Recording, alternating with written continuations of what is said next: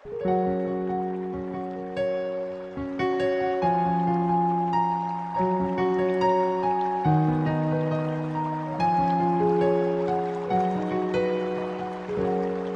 selamat pagi bagi kita semua.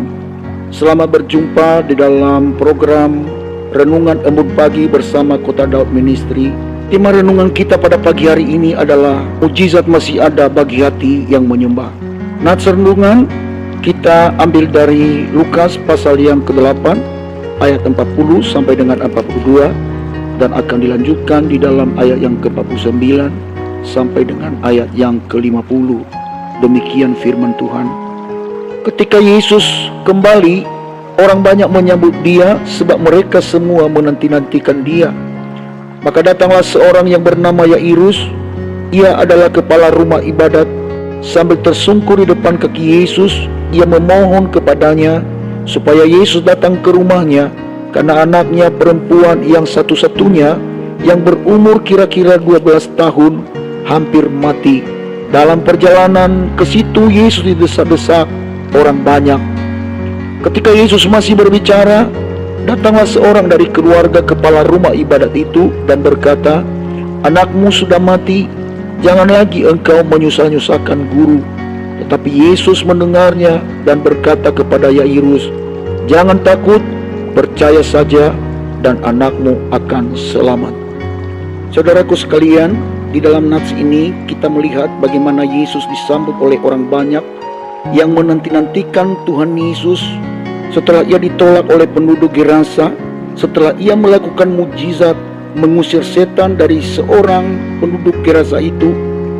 Tetapi kita melihat di sini bagaimana seorang kepala rumah ibadat yang tersungkur di bawah kaki Yesus di hadapan banyak orang.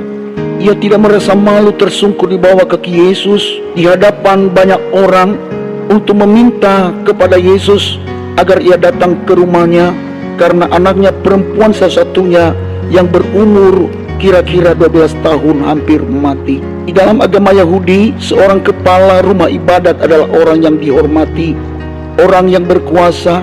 Namun kita lihat bagaimana ia tidak merasa malu untuk merendahkan diri di hadapan Tuhan Yesus. Kita tahu bahwa seorang kepala rumah ibadat ini tidak memiliki iman dibanding dengan seorang perwira di Kapernaum yang meminta pertolongan Tuhan, yang berkata, "Tuhan, janganlah bersusah-susah, sebab aku tidak layak menerima Tuhan di dalam rumahku. Sebab itu aku juga menganggap diriku tidak layak untuk datang kepadamu. Tetapi katakan saja sepatah kata, maka hambaku itu akan sembuh." Saudaraku, disinilah kita melihat bahwa Tuhan tidak menolak orang yang imannya besar atau imannya yang lemah.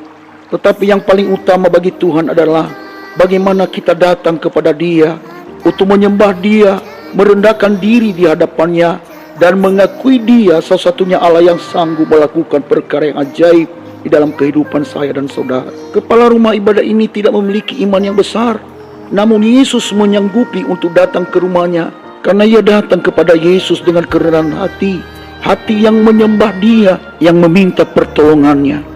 Saudaraku, di tengah-tengah perjalanan menuju rumah kepala rumah ibadat ini, Yesus sedang berdialog dengan orang banyak, termasuk kepada murid-muridnya, karena ada kuasa yang keluar dari dirinya yang telah menyembuhkan seorang perempuan yang mengalami pendarahan 12 tahun lamanya. Ketika ia sedang berbicara, datanglah seorang dari keluarga kepala rumah ibadat itu dan berkata, "Anakmu sudah mati, jangan lagi engkau menyusah-nyusahkan guru."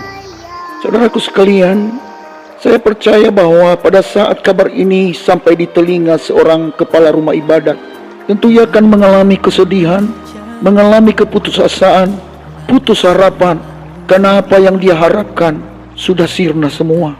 Namun lihat apa yang terjadi, saudaraku. Doa dan harapan orang yang percaya, yang menyembah Dia, yang tersungkur di bawah kakinya, Tuhan tidak akan biarkan dia jatuh tergeletak. Dia sangat mengerti tetesan air mata orang-orang yang selalu berharap kepadanya. Dia tidak membiarkan orang-orang percaya dipermalukan. Dengarkan apa perkataan Yesus kepada Yairus. Dia berkata, "Jangan takut, percaya saja, maka anakmu akan selamat." Saudaraku sekalian di dalam Tuhan, di dalam kesempatan ini, adakah engkau sedang mengalami pergumulan yang berat? engkau sedang ada di persimpangan jalan, keluargamu ada di ambang kehancuran, atau engkau sedang mengalami sakit penyakit saat ini hingga membawa engkau dalam perangkap keputusasaan. Engkau sedang berkata, keluarga tidak mungkin lagi dipulihkan kembali, penyakitku tidak mungkin sembuh lagi, bisnisku tidak bisa bangkit kembali. Hingga engkau sering berkata, mustahil, mustahil, mustahil.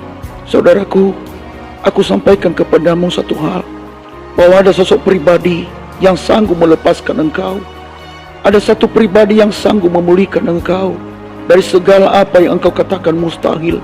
Datanglah kepada Yesus, mohonlah pertolongannya, tersungkurlah di bawah kakinya, sembah Dia di dalam roh dan kebenaran dengan segenap hati dan jiwamu dan segala kekuatanmu. Datanglah kepadanya. Dia sanggup melakukan apa yang mustahil bagimu, sebab baginya semua itu mungkin. Dan apa yang terjadi kepada perempuan Yairus itu, sekalipun sudah divonis, sudah mati, namun pada waktu Yesus memegang tangannya, Dia berkata, hai anakku, bangunlah. Dan Alkitab mencatat bahwa seketika itu juga anak itu bangkit dan berdiri. Saudaraku, ingat satu hal, jangan pernah menyerah, jangan pernah putus asa. Mujizat masih ada bagi orang yang menyembah Tuhan. Saya Pendeta Zaluku di sini. Saya ucapkan selamat pagi, selamat beraktivitas. Tuhan Yesus menyertai kita sekalian. Shalom, Maranatha.